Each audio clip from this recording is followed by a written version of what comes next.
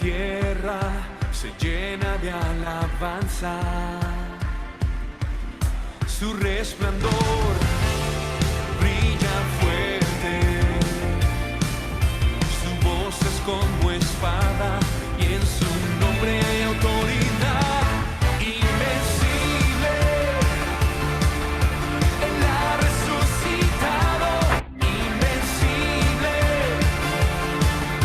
Cordero inmolado, invencible.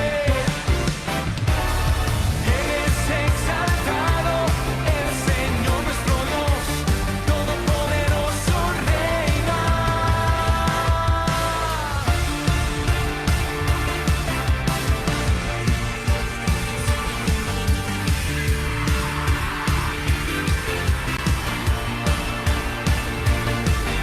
Su gloria cubre los cielos, dígalo conmigo, y la tierra se llena de alabanza. Su resplandor brilla fuerte, su voz es como espada y en su nombre hay autoridad invencible. Levante sus manos. Él ha resucitado, invencible, Cordero inmolado, invencible.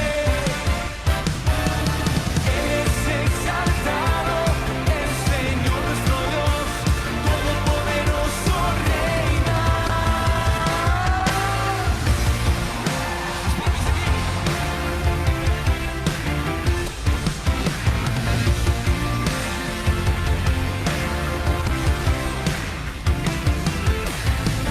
Mi Dios vive, venció la muerte, vivo está. Mi Rey pronto vendrá. Levante su voz y dígalo fuerte. Mi Dios vive, venció la muerte, vivo está. Mi Rey pronto vendrá. Invencible, arriba. Él ha resucitado, Cordero inmolado, invencible. Él es exaltado, el Señor nuestro Dios, todopoderoso.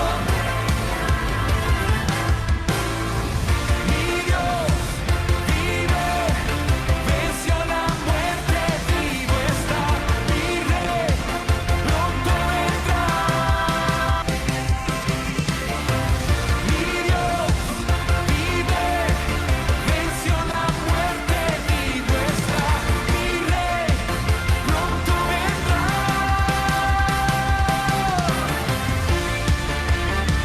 Aleluya.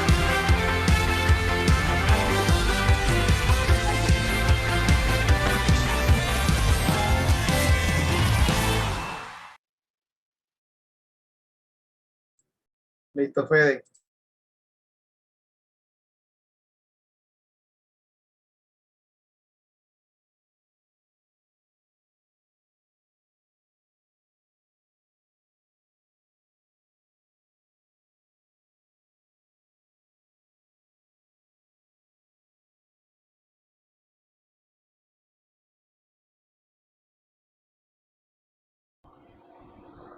Muy buenas tardes, queridos hermanos.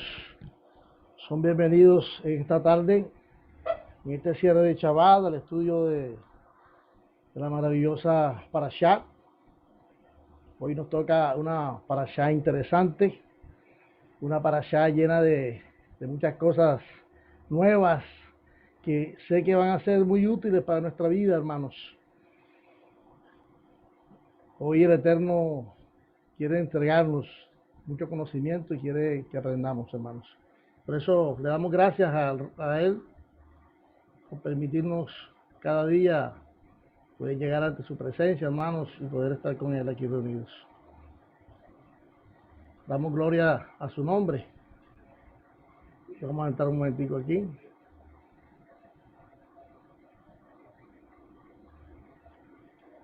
Hermano, hoy nos toca la parashá número 5. Se llama Hayei Sarah. Hayei Sarah, que traduce la vida de Sara. La vida de Sara, la esposa de Abraham. Y está basada en el libro de Bereshit, en hebreo, y en español el libro de Génesis, del capítulo 23, 1 al capítulo 25, 18. Vamos avanzando nuevamente y no nos damos cuenta que vamos por la quinta parashá. Mire cómo corre el tiempo y cómo vamos aprendiendo, cómo vamos escudriñando la escritura cada día, así como el Eterno nos dice que tenemos que escudriñar la escritura y de una forma consecutiva, como lo estamos haciendo con estas parashá, que son las porciones bíblicas que estudiamos, que estudia todo el pueblo de Israel a nivel mundial. Se congregan y se reúnen en cada Shabbat, cada cierre de Shabbat, para poder estudiar la Torá, que es la instrucción que el Padre nos ha entregado, hermanos. Por eso hoy nos gozamos en este Shabbat, nos gozamos en este día maravilloso que podemos estudiar, que podemos entrar realmente a conocerle más a Él, a conocer lo que Él quería que su pueblo siempre hiciera. Que hay muchas cosas que van a cambiar nuestra vida y que están cambiando nuestra forma de pensar con respecto a lo que veníamos nosotros estudiando y aprendiendo de lo que aprendimos en Roma, en todo lo que hemos aprendido durante el cristianismo y durante todas estas cosas que estamos cambiando y que estamos haciéndolo para la gloria del Eterno. Como todas las parashá, yo les explico siempre primero el tema de lo que se va a hablar.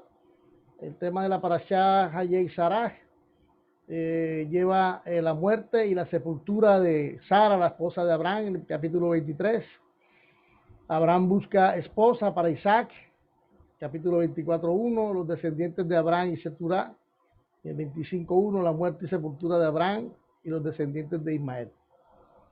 Vamos a leer un poquito de Génesis 23:1 y vamos a ir analizando poco a poco cuál es el desenlace de este capítulo en la Biblia. Dice, Sarah vivió 127 años. Estos fueron los años de la vida de Sara. Sarah murió en Kiryat Arba, también conocida como o por Hebrón, en la tierra de Canaán. Y Abraham vino a hacer duelo por Sarah y a llorarla. Entonces él se levantó delante de su muerta y dijo a los hijos de Het, yo soy un extranjero habitando en tierra foránea con ustedes. Déjenme tener un lugar de sepultura entre ustedes para poder sepultar a mi esposa muerta. Los hijos de Het respondieron a Abraham, escúchanos, mi señor, tú eres un rey de Elohim entre nosotros. Así que escoge cualquiera de nuestras sepulturas para sepultar a tu muerta.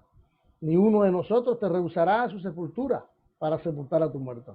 Abraham se levantó y se inclinó delante del pueblo de la tierra, los hijos de Het, y habló con ellos. Si es su deseo ayudarme a sepultar mi muerta, entonces escúchenme.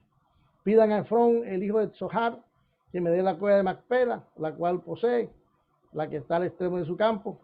Él debe vendérmela en presencia de ustedes a su precio actual, y entonces yo tendré un lugar de sepultura de mi propiedad.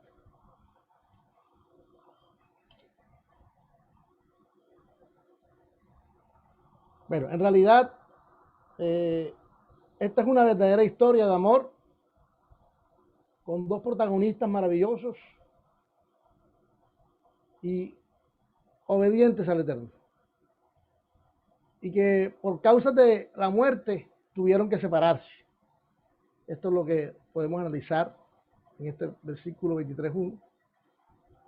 Esta fue la historia de Abraham y de Sara, que aún después de la muerte, él demostró su gran amor por su esposa. En esta parashá, Hayei Sarah, o la vida de Sara, empieza la historia cuando Abraham fue a negociar un campo donde unos supuestos amigos suyos y pidió que le vendieran un terreno para enterrar a su esposa Sara, y habló con los hijos de Het y Efrón y les dijo que él no quería ningún regalo o algo que no le costara, ¿cierto? Unas palabras iguales, como dijo el rey David, no quiero nada que no me cueste para el Señor. Que él quería que le vendieran a un precio justo esa tierra. Y ellos, no siendo justos, le dieron un precio bastante costoso. Pero él, Abraham, aún sin mirar, y aún así, y sin mirar el costo, por honor a su esposa, él decidió cancelarlo. Decidió cancelarlo no importando el precio, porque él quería honrar a su esposa Sara. Porque él no estaba viendo la parte de la economía. Él estaba viendo el honor que él tenía que hacerle a su esposa Sara. Y además también decidió cancelarlo a ese precio para que en el futuro ellos no pudiesen tener inconvenientes por la propiedad y heredad de ese terreno. Y fue que lo compró, como vemos aquí, en este versículo 400 ciclos, que vamos a ver más adelante, que para esa época y para ese momento, esa tierra era muy costosa. Hay datos del Humash acerca de esta negociación, pues al parecer la actitud egoísta y ventajosa de Efrón en realidad no era muy transparente ni del todo honesta. Él le dijo, claro que sí te vendo, mi amigo Abraham. ¿Cuántos son 400 ciclos de plata entre nosotros? Eso no es nada. Esto no significa 400 ciclos de plata, no significa nada entre nosotros. Claro que te la vendo. Con una doble intención, con un susurro todo extraño, una situación ventajosa por la necesidad que tenía él de enterrar a su esposa y que quería hacerlo en ese lugar. Si lo quería hacer en ese lugar y la intención de él era hacerlo en ese lugar, era porque en ese lugar algo el Eterno le había dicho. Hay quienes dicen que en ese mismo lugar, la ley oral, el Humash y toda la Midrash dice que en ese mismo lugar fue el lugar donde se enterró a Adán y Eva. Eso lo dice la ley oral. Y por eso el Eterno le había dicho o se había comunicado con Abraham y le había comentado y él quería que él estuviera y su esposa estuvieran ahí. Porque acuérdense que no solamente él pensó en su esposa también, él también pensó en él y en sus hijos. Ese era un lugar maravilloso porque era un lugar grande, un lugar amplio, en donde él estaba pensando su futuro allí y el de su familia. Entonces, en realidad no era muy transparente ni del todo honesta, la decisión de Efrón. Pues nos llama la atención en el versículo 23-20 de Génesis, que dice, y quedó la heredad y la cueva que en ella había de Abraham como una posesión para sepultura, recibida de los hijos de Het. Y vemos que aquí la palabra recibida, que esto lo vamos a mirar un poquito más adelante, la palabra recibida de es el Strong H853, que vemos que cambia el sentido de la preposición et de los hijos de Het al final, eliminando la letra Hei como señal de desacuerdo del Eterno por dos cosas que miraremos más adelante. Aquí por lo menos nos podemos dar cuenta, me voy a detener un momento aquí, en donde vemos que la heredad comprada por Abraham quedó realmente legalizada, como si fueran las letras pequeñas de un contrato de compraventa que podemos firmar hoy. Como fue una compra aparentemente de palabra, el Eterno tomó concienzudamente la forma de que este terreno no quedara solamente de palabras. Entonces hay quienes dicen, podemos mirarlo también respecto a la palabra, la preposición que ahí está, que eso lo vamos a ver más adelante, que el Eterno realmente legalizó esta compra y a través de la letra Hei, porque la letra Hei fue quitada del nombre del vendedor en el momento de la negociación y colocada al final con el nombre real de los dueños de la tierra, los hijos de Het.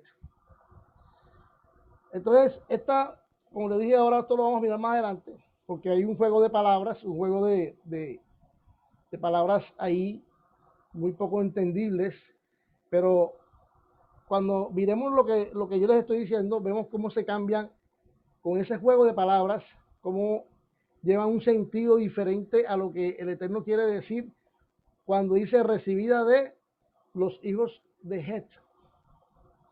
Entonces, vamos a entrar un poquito más en esto, a explicarle un poco más acerca de lo que le estoy diciendo. Vamos a analizar un análisis de Génesis 23:20, lo que les estaba diciendo.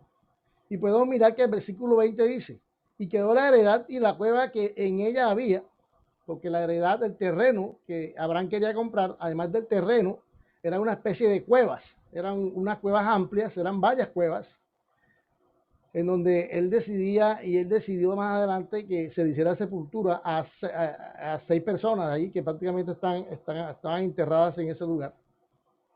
Pensando en un futuro, fue que Abraham negoció esa cueva de Macpela, y por lo que ya les dije anteriormente. Entonces, mire, aquí dice, y quedó la heredad y la cueva que en ella había de Abraham como una posesión para sepultura, recibida de el Strong H853, que la palabra ex es utilizado como un acusativo o un señalativo de algo que va a hacer, o algo que el Eterno va a hacer, o algo que se va a hacer.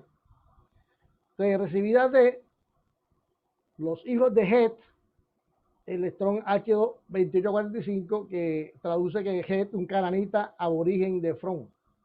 Entonces, miren, aquí hay algo interesante. Al parecer, en la heredad comprada por Abraham, el Eterno utilizó una contracción et que denota una preposición acusativa para señalar algo especial que iba a suceder con eso. Y en este caso, esta palabra et utilizada por el Eterno podrían ser dos cosas que estaban pasando en ese momento. El Eterno quería resaltar algo interesante allí.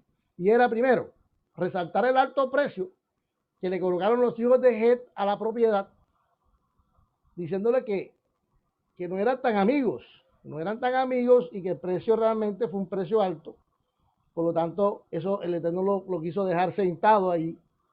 Y la segunda situación que podemos mirar aquí, la otra situación puede ser que quedara una constancia de esa transacción realizada como si la letra Hey fuera el sello notarial del Eterno, como dueño general de esa tierra.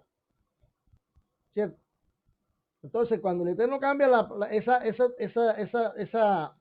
preposición de la palabra et y después, cuando termina con los hijos de Het, ve que se le agrega la letra G, vemos que es como si realmente dará una constancia de esa transacción que se había hecho por escrito en algún lugar. ¿Esto con qué fin? Con el fin de que en el futuro ya el Eterno conocía lo que iba a pasar. Y es una situación que se ve hoy en día con respecto a esas tierras que están reclamando los árabes. Entonces, en este momento, la única tierra que tiene dueño realmente, legalmente, que fue comprada por Abraham, es esa tierra donde está la cueva de Macpela. Ahí eso es algo tremendo. Entonces, realmente dice, el sello, la otra situación podría ser que quedara una constancia, esta constancia la dejó el Eterno a propósito con esta letra et, con esta preposición het, de una transacción realizada como si la letra G, la letra H, la letra que aduce el nombre de Yud-Het Ba-Hei, que siempre donde está esa letra hay una sensación de poder, de autoridad, ¿cierto? La letra G, como si esta letra G fuera el sello notarial del Eterno como dueño general de esa tierra, porque al fin y al cabo el dueño de todas las cosas es el Padre del Eterno, ¿cierto? Pero como se estaba haciendo una transacción en ese momento, el Eterno quería dejarle claro esas dos cositas. Primero, que ellos supieran a través del cambio de esta preposición que la tierra la habían vendido costosa, y segundo, que esa transacción que Abraham había hecho allí tampoco debía quedar sujeta a un contrato o a algo que quedara por escrito. Y esa es la consecuencia, y eso es lo que está pasando en ese momento ahí. Hay un ejemplo también parecido allí, en Génesis 47:23, que dice, y José dijo al pueblo, he aquí, os he comprado hoy a vosotros y a vuestra tierra para Faraón. Ved aquí semilla y sembraréis la tierra. Ahora, la letra G o la letra H, que se sustrae para denotar algo, siempre que veamos esa letra G, vamos, el Eterno la coloca para denotar algo interesante, algo importante, algo que va a señalar algo. Aquí es la misma que el Eterno utiliza cuando le cambia el nombre a Abraham en Génesis, de Abraham a Abraham. Mire cómo está, ahí está, podemos mirarla, la letra, la G aquí, cuando el Señor le cambió el nombre a Abraham por Abraham. Y mire que hizo lo mismo que podemos mirar acá arriba en el versículo donde le estoy hablando acerca de la propiedad que compró Abraham. Y este mismo ejemplo también lo pasó con su esposa Sara. A veces era Sara y le puso Sarah, también agregándole la letra G al final, para denotar un cambio, para denotar algo diferente. Y así hay muchos casos, donde el Eterno siempre decide cambiar los nombres y le decide cambiar los nombres para denotar algo diferente en esa persona o en ese momento o en ese lugar. Y esto fue lo que pasó en el análisis de Génesis 23:20 con respecto a esa palabra, a ese momento, a esas palabras que los vemos también en el último, en el momento final de donde termina el capítulo. Las últimas dos palabras fueron recibidas de los hijos de Het. Esas fueron las últimas palabras que hay en ese versículo 20. Y es interesante que podamos entenderlo, ¿cierto? Entonces aquí vemos la negociación con Efrón. En Génesis 23:19-20 dice que después de esto sepultó a Abraham a Sara, su mujer, en la cueva de la heredad de Macpela, al oriente de Mamre, que es Hebrón, en la tierra de Canaán, y quedó la heredad y la cueva que en ella había de Abraham con una posesión para sepultura recibida de los hijos de Het. ¿Qué hizo Abraham después de terminar la negociación? ¿Cómo más se menciona que quedó esta heredad y la cueva de Macpela? La escritura dedica todo este capítulo a la descripción del lugar de sepultura de Sara, por su importancia, al ser el lugar donde Isaac e Ismael sepultaron luego a Abraham. Isaac y Rebeca fueron sepultados aquí, junto con Lea, la esposa de Jacob, y donde José se sepultó también a Jacob. Por eso le digo que habían 6 personas allí, en esa cueva de Macpela. Más adelante les voy a hablar algo en este momento, en esa cueva de Macpela que hay. Dice, un dato interesante de esta negociación fue una venta con un precio no muy barato, porque realmente no fue comprada barata, no fue comprado económico, fue comprado realmente un precio exorbitante. Y demostró una actitud de aprovechamiento del dolor de Abraham. Pues en este momento, 400 shekels equivalen hoy aproximadamente como a 200 millones de pesos colombianos. Entonces podemos mirar que no son cualquier 10 millones ni 20 millones. Era un terreno, un lugar que costó un dinero grande. Costó prácticamente un apartamento hoy, bien amoblado y bien en buen lugar. Entonces, podemos mirar que los musulmanes conocen este lugar como la mezquita de Ibrahim, y es uno de los 4 lugares más sagrados del Islam. Lugar que se cuenta que el propio profeta animó a realizar la visita afirmando, aquel que no pueda visitarme a mí, que visite la tumba de Abraham. Y aquel que visita la tumba de Abraham, Alá le perdona sus pecados. Esto lo dicen los musulmanes y le llaman la mezquita de Ibrahim. Y es el 4º lugar más sagrado de los musulmanes, imagínense. Después de la conquista árabe de la ciudad de Hebrón por Omar, efectivamente el Islam considera a Abraham como un profeta que, según el Corán, construyó la Kaaba de la Meca con su hijo Ismael. Ya este tema lo vimos la vez pasada. ¿Se acuerdan que los árabes o los musulmanes dicen que en vez de ser Isaac quien iba a hacer el sacrificio en el monte Hebrón, era Ismael, quien realmente como era el hijo primogénito de Abraham, era el que estaba en ese lugar? Y es la guerra que hoy vemos y es la discordia que hay entre esos dos pueblos, y viene a raíz de todas estas cosas. Entonces podemos mirar que de todos modos Abraham nunca dejó de ser el papá de Ismael, pero definitivamente había una división entre esos dos hijos, porque uno era de la promesa y el otro era de la carne, ¿no? Entonces siempre ha existido esto. Aún en los sitios santos todavía podemos ver que hay un cambio, no hay una unión, no hay nada que diga esto es mío. O sea, realmente los judíos, a veces en la misma Jerusalén, en el mismo Israel, hay cosas que no están manejados por los israelitas ni por los judíos, sino que están los musulmanes ahí. Y este es el caso también que podemos mirar aquí, en este lugar, en la mezquita de Ibrahim, que es el lugar de la cueva de Macpela, donde está enterrado Abraham. Pero hay algo tremendo, hay algo que podemos, si lo miramos en lo que estamos estudiando en el versículo 23-20, lo que les dije ahora, es uno de los sitios en los cuales realmente no ha habido una pelea realmente que sea definitiva, ¿cierto? Es decir, esto es mío porque me corresponde a mí, porque esta tierra no. Porque hay un precedente acerca de esa compra que hizo Abraham con Efrón. Y esa compra siempre ha estado allí y fue realmente, esa compra fue efectivamente solidificada o se cumplió con base a lo que yo les estoy diciendo ahora acerca de esa letra G. Eso quedó allí plasmado a través de la escritura y quedó plasmado en ese lugar. Por eso ellos no exigen realmente que esa cueva pertenezca 100% a ellos, a Ismael, por lo que pasó. Entonces nos dice que los musulmanes, dice que también construyó un santuario en Hebrón, cuya ubicación se desconoce. Los musulmanes creen que en su viaje nocturno de la Meca a Jerusalén, Mahoma visitó Hebrón para detenerse en la tumba de los patriarcas y mostrarles su respeto. La cueva de Macpela hoy, es la imagen que tengo acá atrás. Esa es la cueva de Macpela hoy. Para los que no la conocen, es un lugar amplio, grande. Claro que ya eso ha sido reformado.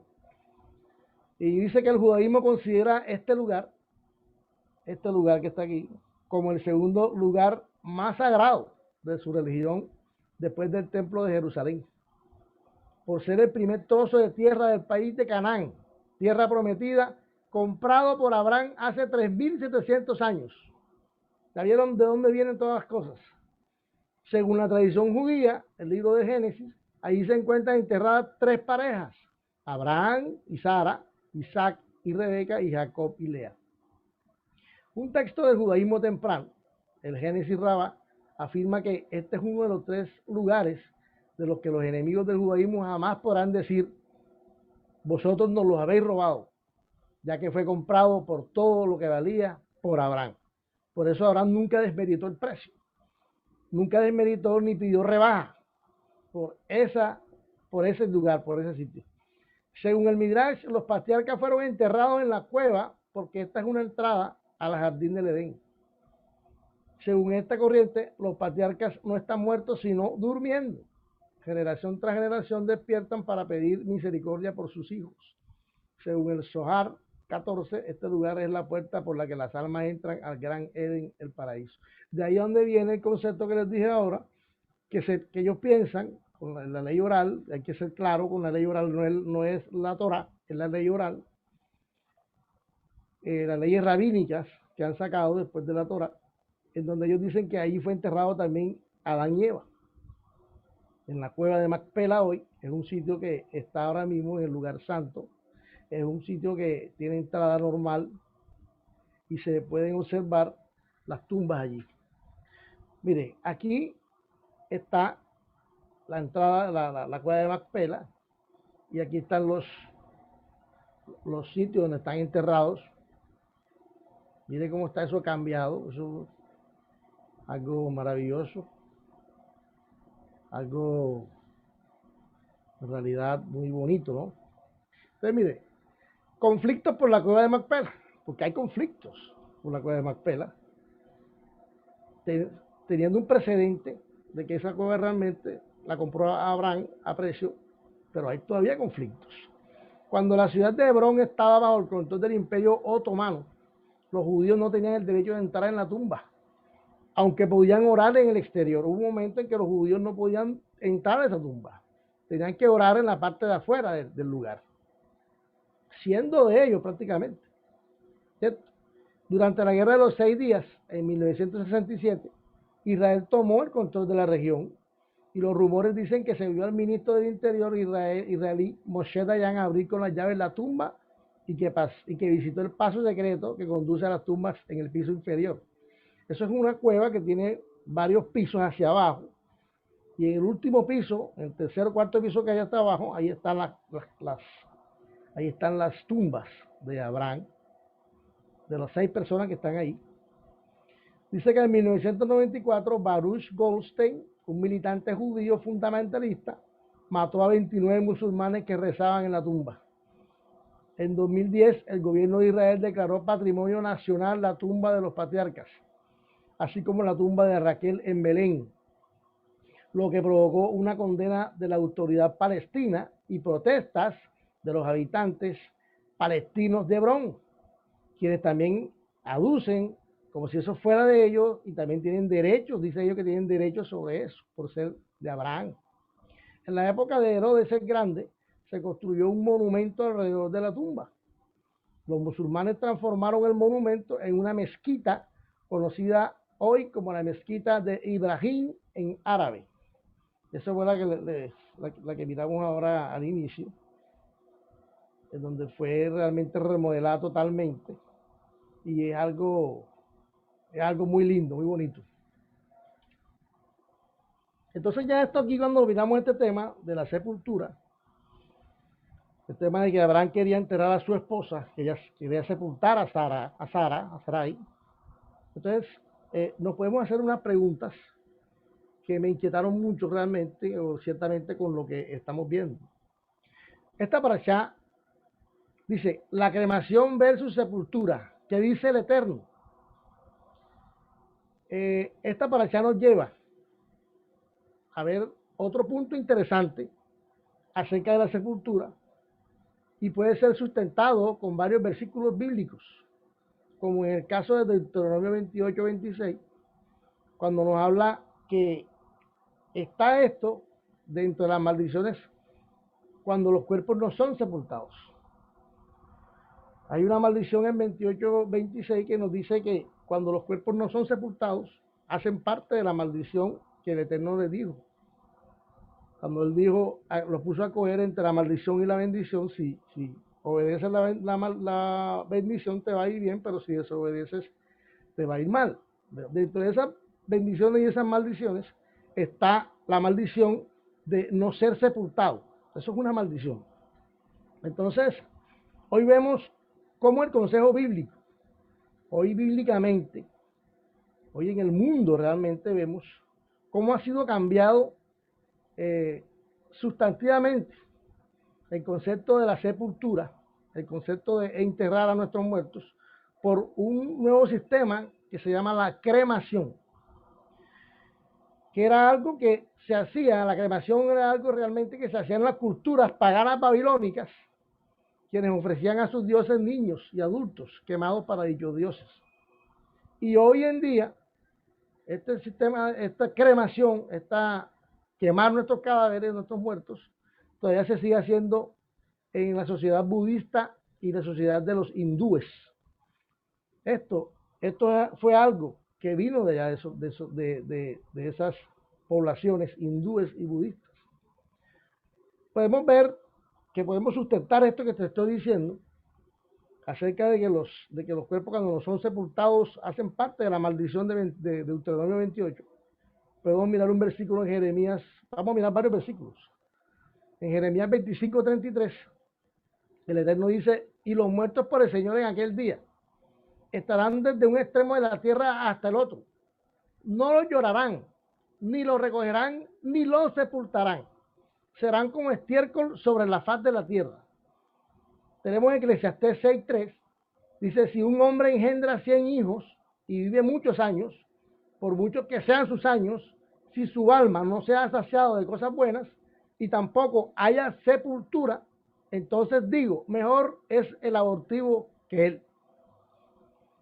Jeremías 9:22 dice: así declara el Señor, los cadáveres de los hombres caerán como estiércol sobre la faz del campo y como gavillas tras el segador, y no habrá quien las recoja ni entierre. Por eso podemos mirar que las personas, los muertos, cuando no son sepultados, cuando no son enterrados, al Eterno no le agrada esto.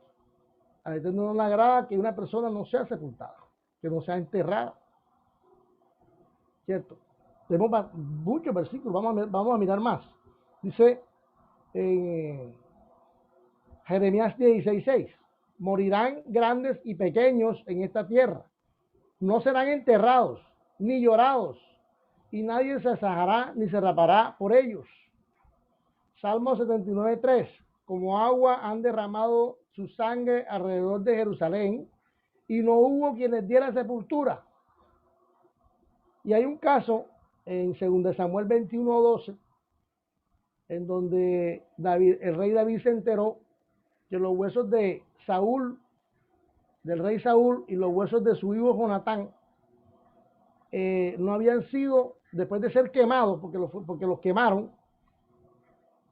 sus huesos quedaron esparcidos en un lugar y no fueron enterrados. David, como sabía que esto era una causal de desobediencia, un causal de maldición para la tierra realmente, porque eso es lo que es un causal de maldición para esa tierra, para ese lugar. David decidió ir hasta allá y darle una sepultura, una cristiana sepultura realmente a esos cuerpos. Miren lo que, como dice, David fue y recogió los huesos de Saúl y los huesos de Jonatán, su hijo, en posesión de los hombres de Jabes de Galat, quienes los habían robado de la plaza de Batsán, donde los filisteos los habían colgado el día que los filisteos mataron a Saúl en Gilboa. Y trajo de allí los huesos de Saúl y los huesos de su hijo Jonatán, y recogieron los huesos de los ahorcados. Y sepultaron los huesos de Saúl y de su hijo Jonatán en tierra de Benjamín, en Selá, en el sepulcro de su padre Cis. E hicieron todo lo que el rey había ordenado. Y dice, y mire lo que dice aquí, lo que sigue. Después de esto, después de que David enterró los huesos de Saúl y de su hijo Jonatán, después de esto, Dios fue movido a misericordia para con la tierra. Ahí podemos mirar que el Eterno no se hace, el Eterno realmente no es que se ha hecho la vista gorda con esto de la cremación, porque realmente ya él en Deuteronomio 28, él lo dijo, serán de maldición aquellos cadáveres que no sean enterrados. Está dentro de las maldiciones que yo te pongo a escoger, la bendición y la maldición. Escogiste la maldición, los cadáveres que no son sepultados entran dentro de las maldiciones. Por eso David sabía esto. David sabía esto, que tenía que recoger esto para que la tierra, para que Dios tuviera misericordia de esa tierra donde él estaba. Entonces dice, por eso, el hecho de cremar nuestros muertos no hacen parte de la bendición del Eterno. Al contrario, traen maldición. Deuteronomio 28 nos dice, y ya lo miramos, y trae desdicha. ¿Sabe por qué trae desdicha? Porque en el momento que estamos cremando a un familiar, que estamos cremando a nuestros muertos, no le damos la honra que esa persona merece. No le damos la honra que le damos cuando el cadáver es bajado hacia la tumba, y no le damos la honra de verlo y de estar allí presentes y pensando en lo que esa persona fue en nuestra vida. ¿Cierto? En el momento que van bajando el féretro, nosotros nos acordamos de todas las cosas buenas que hizo esa persona y le podemos dar la honra a esa persona, que es lo que el Eterno siempre ha dicho. ¿Cierto? A esos cadáveres que no son sepultados no tienen la honra. Dice que no los llorarán. Y me llamó la atención esto porque en todos los versículos que miramos está la palabra no los llorarán. ¿Cuándo lloras tú una persona? ¿Cuándo tú lloras un muerto? Cuando lo estás viendo, cuando ves que ya lo están bajando. Me pasó el caso de pronto, o el caso de amigos, de un amigo, que lo cremaron, y realmente la familia estaba, yo me di cuenta, y no es lo mismo cuando esa persona la entierran, cuando la entierran el féretro va bajando hacia la profundidad de la tierra, que cuando la persona la van a cremar, que se la llevan a unos crematorios y ya más nadie sabe de esa persona, ¿sabes? No hay un honor, no hay un amor, no hay como el tacto que realmente nosotros tenemos cuando vemos un ser querido que se va y lo están enterrando. O sea, por eso yo digo que este momento es bueno que estudiemos todas estas cosas, porque hay situaciones que hoy se están viendo.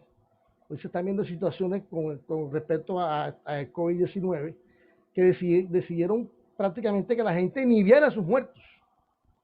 La gente no podía ver sus muertos. O sea, la gente lo cogían en un cajón, un féretro de cartón, y ahí era donde enterraban los muertos y enseguida los metían en los hornos crematorios.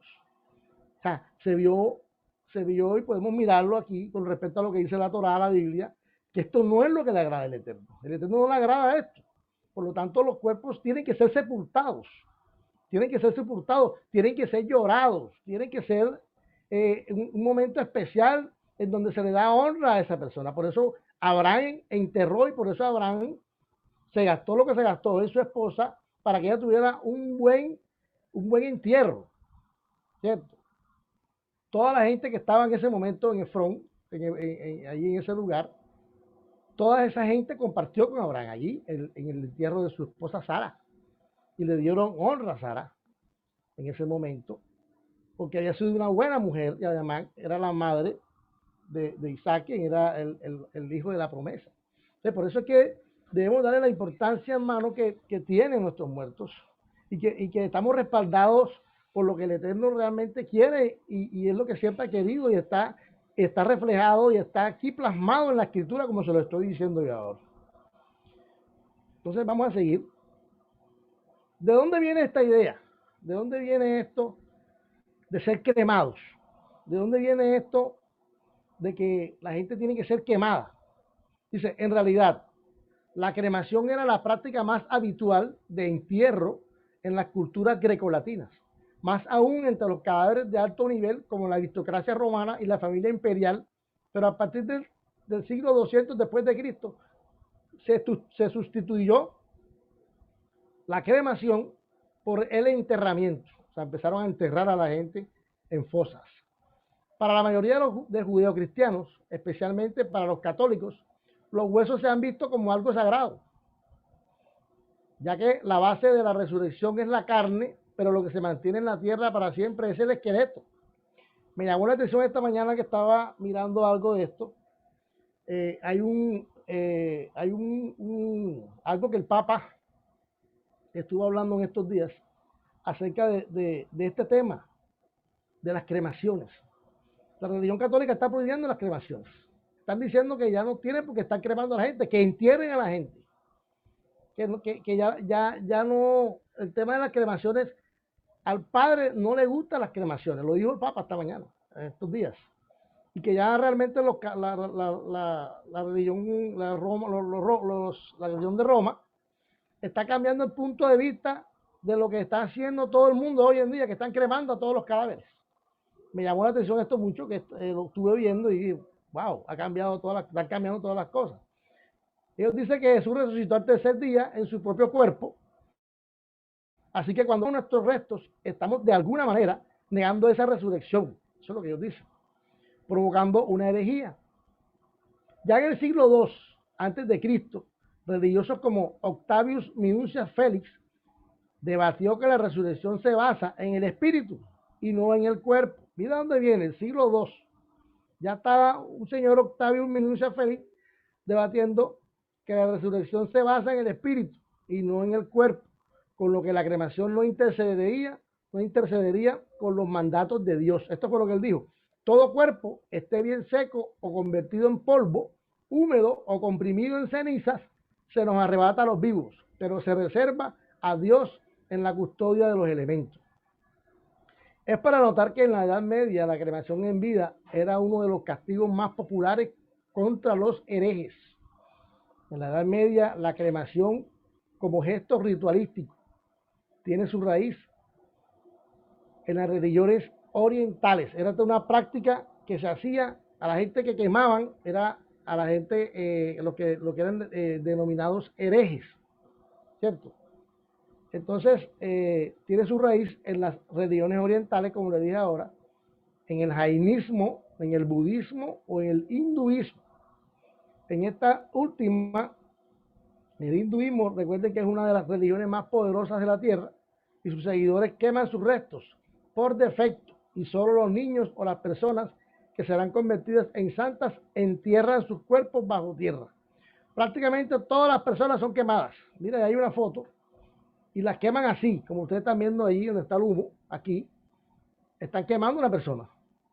Las queman así al aire libre, no sabiendo la cantidad de bacterias y de cosas patógenas que ahí hay, que realmente con una cremación es de mucho cuidado, de mucho control ambiental, porque genera muchas bacterias y genera muchas cuestiones tóxicas para la humanidad. Entonces, ustedes se pueden imaginar, ya les he explicado de dónde viene esto, que el Eterno qué dice de esto, y lo que tenemos nosotros que mirar hoy en día, porque esto es una realidad de nuestra vida, y ya viene siendo un tema normal, ya viene siendo un tema de hacerlo, pues sí, hay que hacerlo, hay que cremarlo, porque no hay más nada que hacer.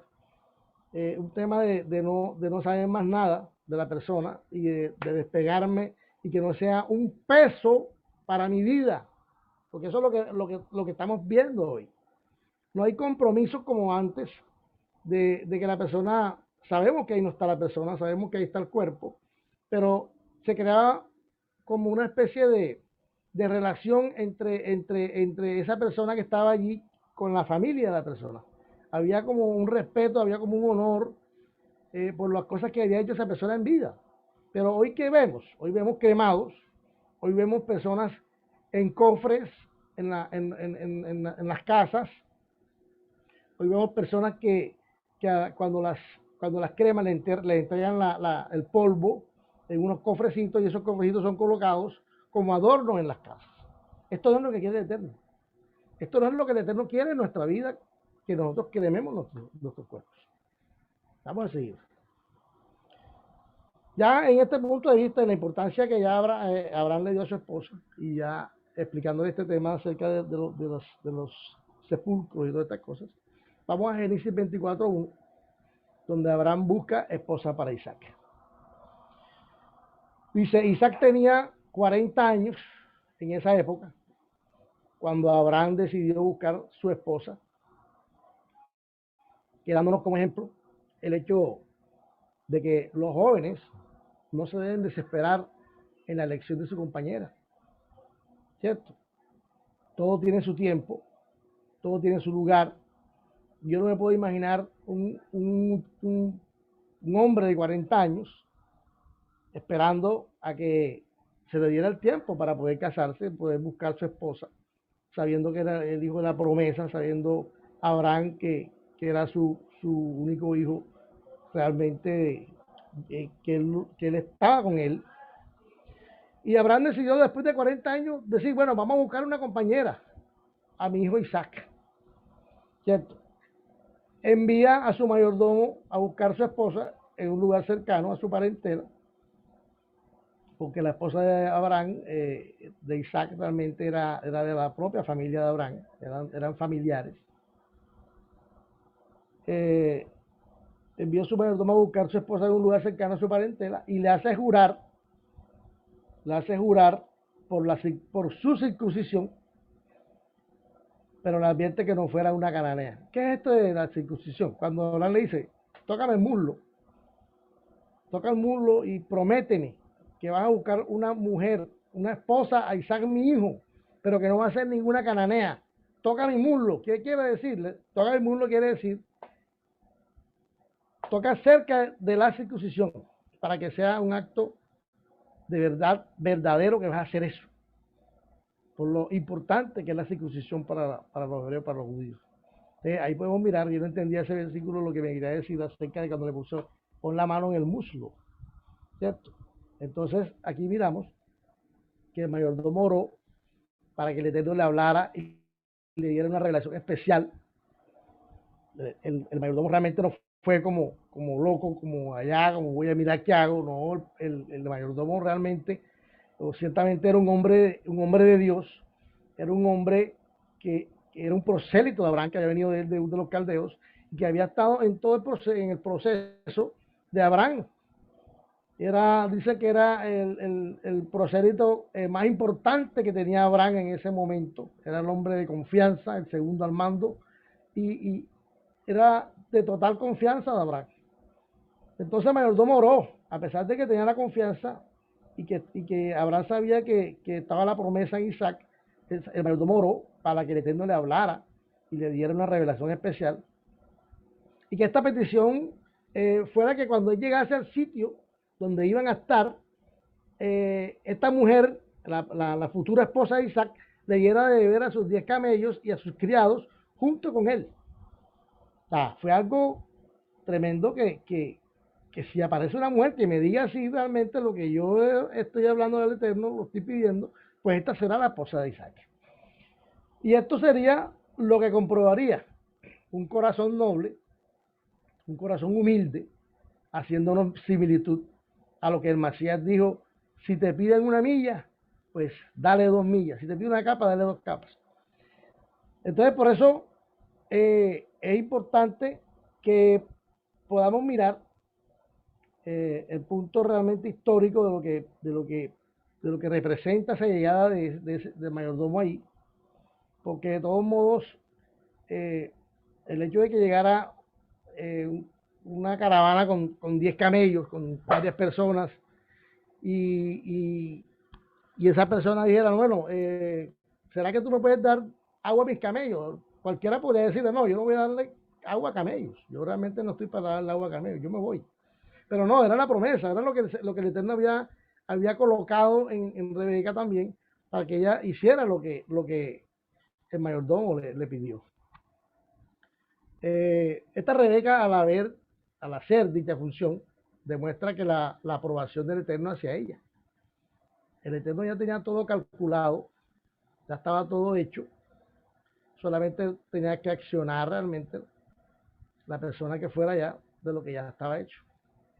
Dice, y este énfasis de que el mayordomo Eliezer había encontrado a la mujer de Isaac, que fue en el versículo 58, que también fue el acto final, el cual ya decidió que esta sí era la esposa de Isaac, cuando dice: y llamaron a Rebeca y le dijeron: ¿irás tú con este varón? Y ella respondió: sí, iré. O sea, ella no dijo: no sé, tal vez, no, yo no digo, yo no lo conozco, no sé quién es. ¿Cómo voy a irme yo a un lugar que no sé quién es? No, ella dijo: sí, iré. Entonces, eso fue algo que confirmó a mayordomo Eliezer, confirmó realmente que esa era la futura esposa de Isaac. Ella lo confirmó, ella confirmó lo que este prosélito de Abraham había pedido del Eterno en oración, además que confirmó también su aprobación. En Génesis 24, cuando vio Rebeca y había salido Isaac a orar al campo a la hora de la tarde, esto fue cuando ya iban llegando ya a donde estaba Isaac, alzando sus ojos miró, y aquí los cabellos que venían.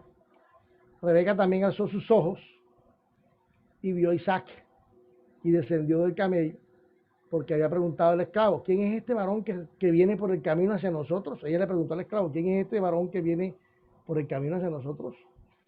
Y el esclavo respondió: este es mi señor. Y ella entonces tomó el velo y se cubrió. Dice, entonces el esclavo contó a Isaac todo lo que había hecho, y la introdujo Isaac a la tienda de su madre, Sara, y tomó a Rebeca por mujer y la amó. Y se consoló Isaac después de la muerte de su madre.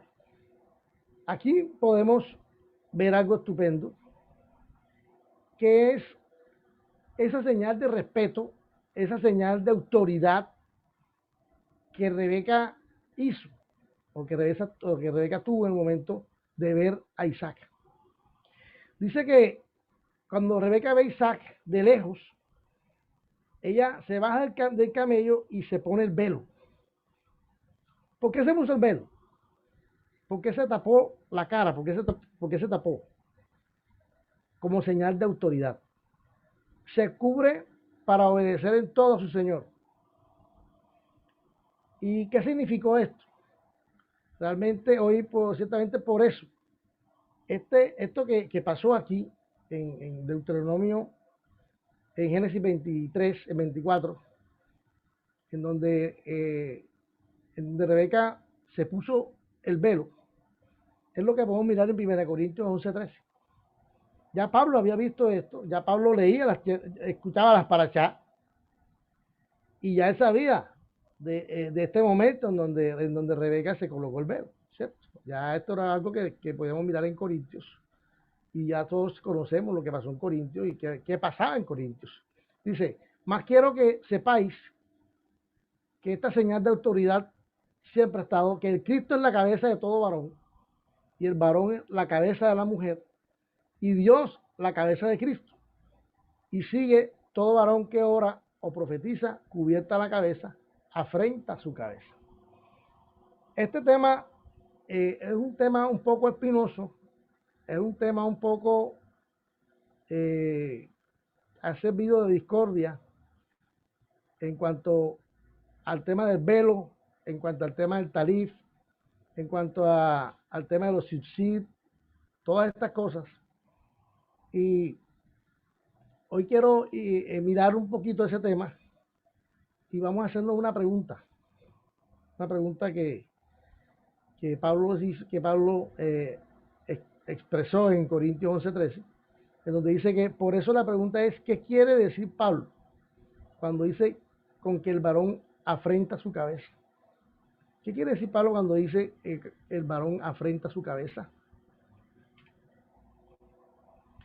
Entonces, en lo que estamos estudiando en la parashá, nos lleva a ese punto, porque la parashá es un compendio realmente de situaciones que pasan en el pueblo de Israel y que nos llevan a que podamos escudriñar cosas, a mirar cosas que realmente en nuestra época no utilizamos o no nos enseñaron a utilizarlas, más bien, ¿cierto?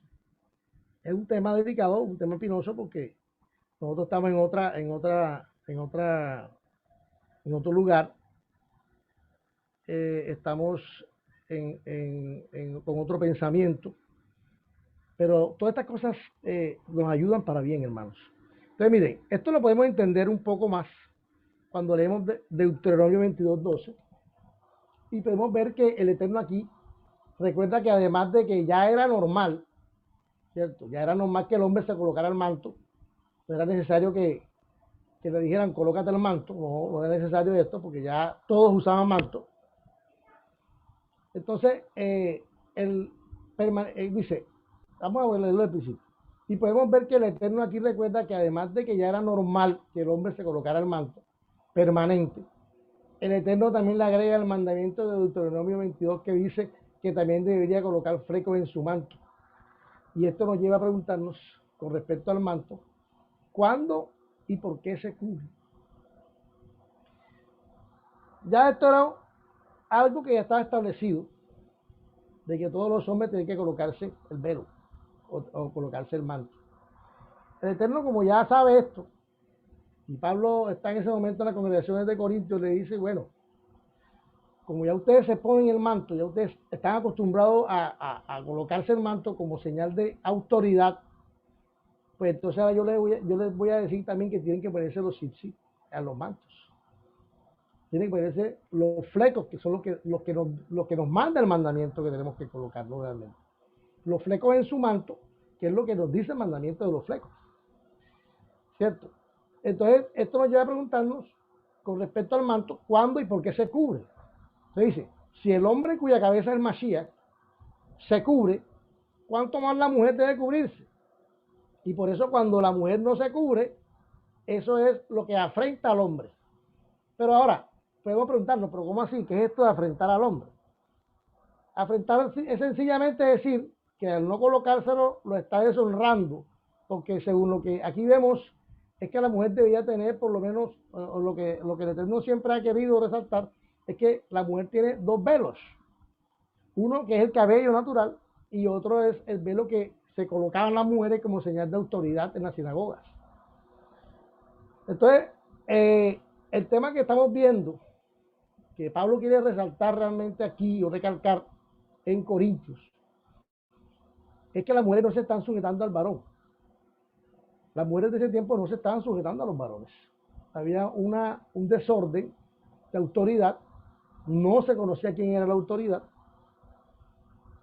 en ese momento, y eso no estaba bien para el Eterno. Entonces, por eso vemos, y por eso Rebeca, cuando vio a Isaac, lo hizo y se colocó el velo. Pablo se dio cuenta de esto y lo expresó en Corintios, y lo dejó escrito porque en esa época, las mujeres griegas mandaban a los hombres, pues en esa época de Corintios había realmente unos verdaderos matriarcados. Y Pablo se acordó de la parashá, allá en Sara, y dijo, un momentico, hay un versículo, hay un pasaje donde Rebeca llega a donde Isaac y Rebeca se coloca el manto, se coloca el velo en señal de autoridad. ¿Por qué? Por el varón a quien ella iba. Ya, eso pasó con Pablo. Entonces, por eso Dios concede que la mujer se someta al hombre y a la vez ella al Mashiach. Ese es el orden de Elohim. Y debemos enmarcar aquí que el tema de la sujeción realmente que vemos aquí de la mujer al hombre, en realidad muchos lo veríamos como machismo, pero no es así. Entonces, ¿a dónde quiero ir? La idea general de esta paracha, en el sentido del velo, sería que todos, como pueblo del Eterno, como pueblo de Dios, debemos sujetarnos primero ¿a quién? Al Mashiach, como señal de autoridad, primero al Mashiach. ¿Cierto?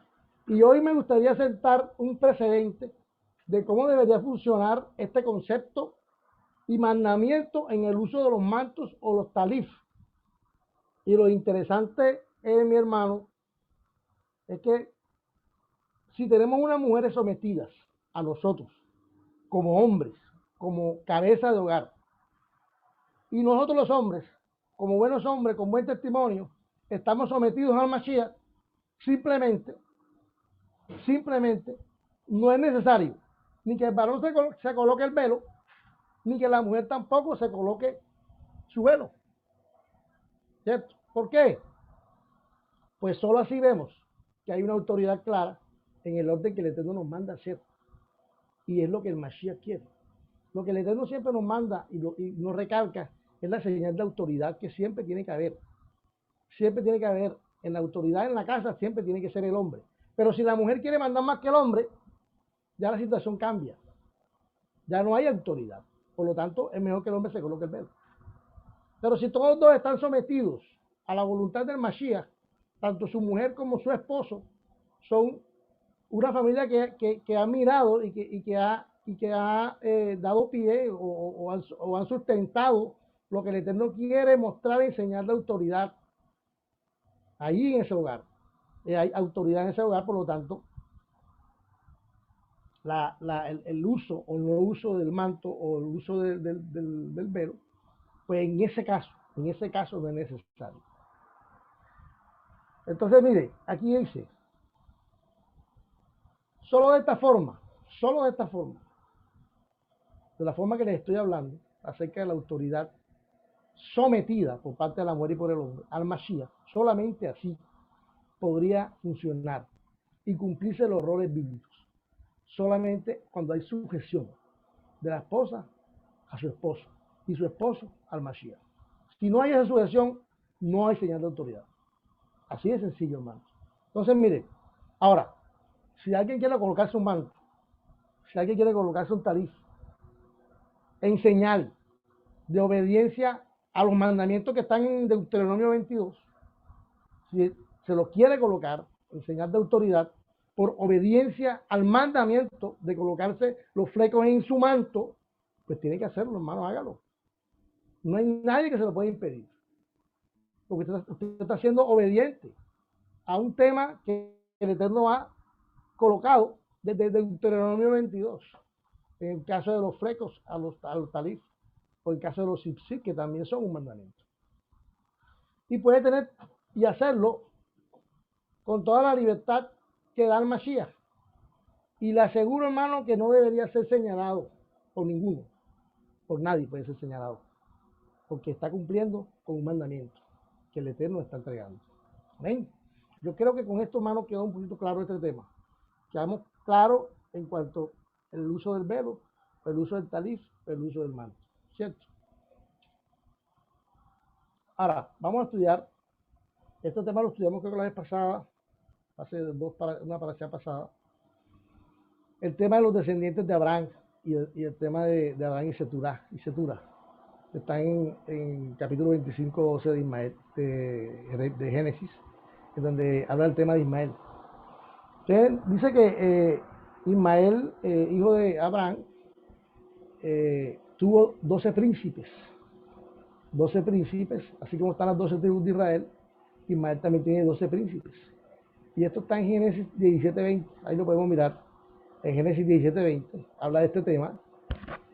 Ismael, el primer hijo de Abraham, con Agar, nace en Canaán y luego después se esparce y forma 12 príncipes que se expandieron territorialmente en lo que hoy es el contorno de Israel, abarcando lo que es Siria, Babilonia, Arabia, Egipto, y hoy trasladaremos esto a la actualidad y existen Siria, Damasco, Irak, Irán, Pakistán, Afganistán, Yemen, Egipto, Etiopía.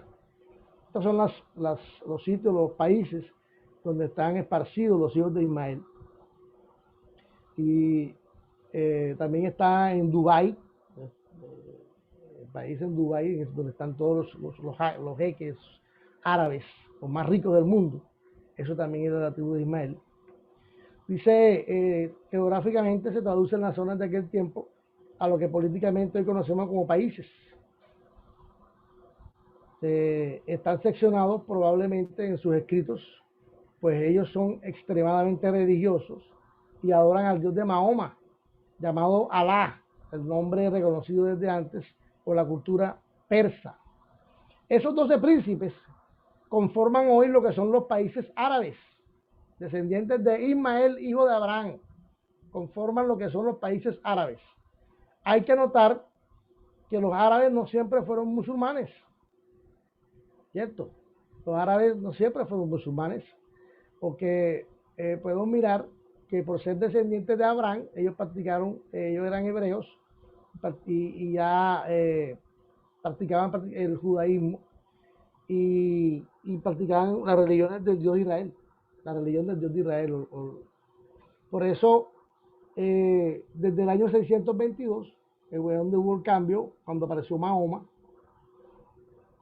fue que cambió todo, pues el Islam niega la deidad de Yeshua, pero siguen algunos ritos como la circuncisión, lo siguen, y otros ritos del judaísmo.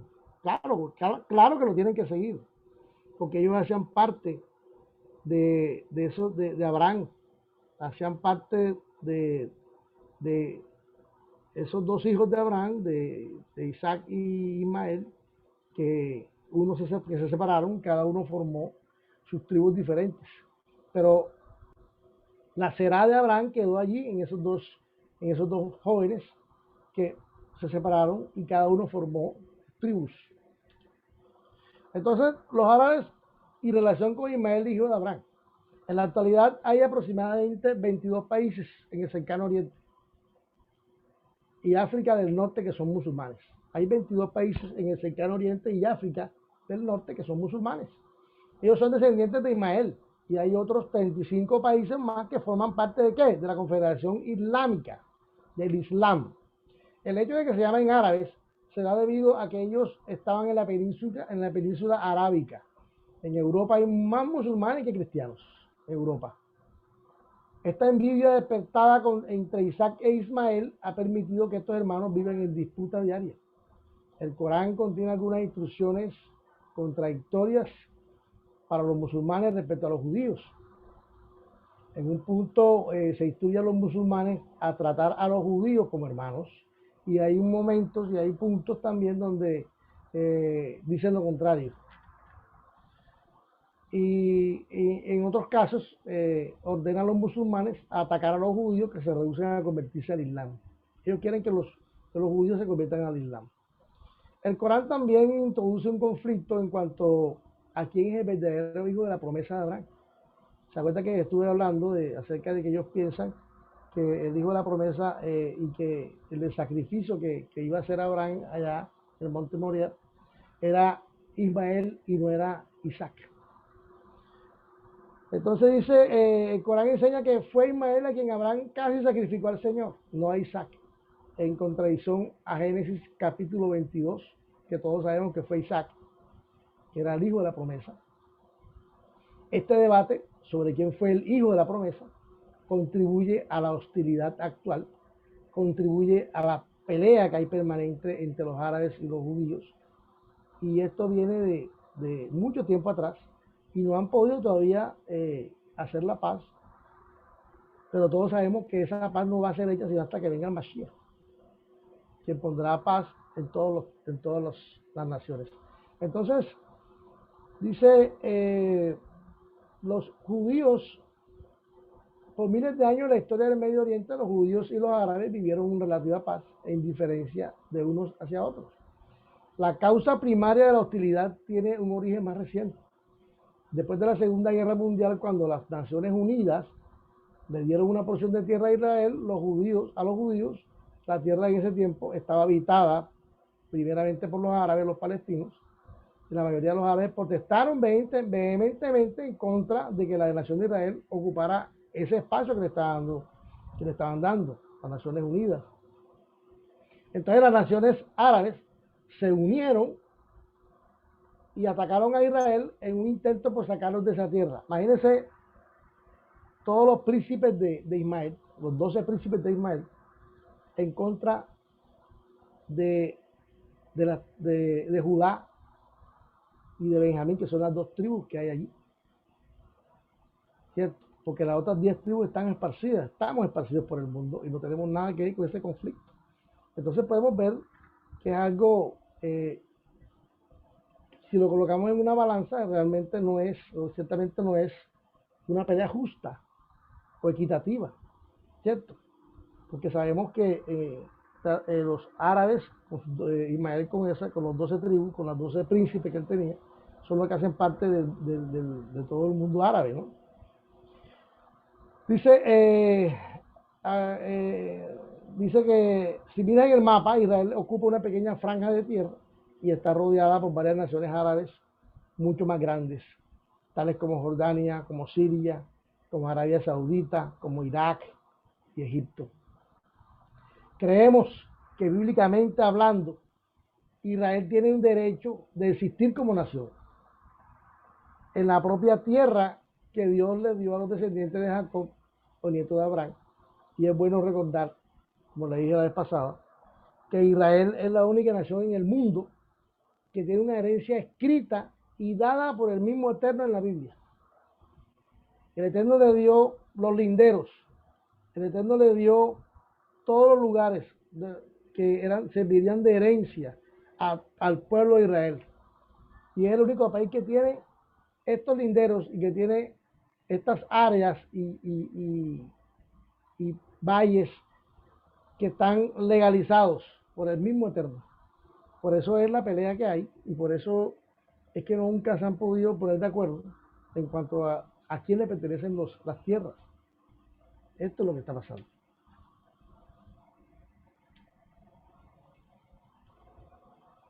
Mi hermano, ya viendo todas estas cosas, le doy gracias al Padre por permitirnos estar aquí y le doy gracias al Padre por permitirnos aprender más allá de lo que Él quiere que nosotros aprendamos. Le damos gracias en el nombre de Jesús. Mi hermano, shalom, shalom. Chau a todos.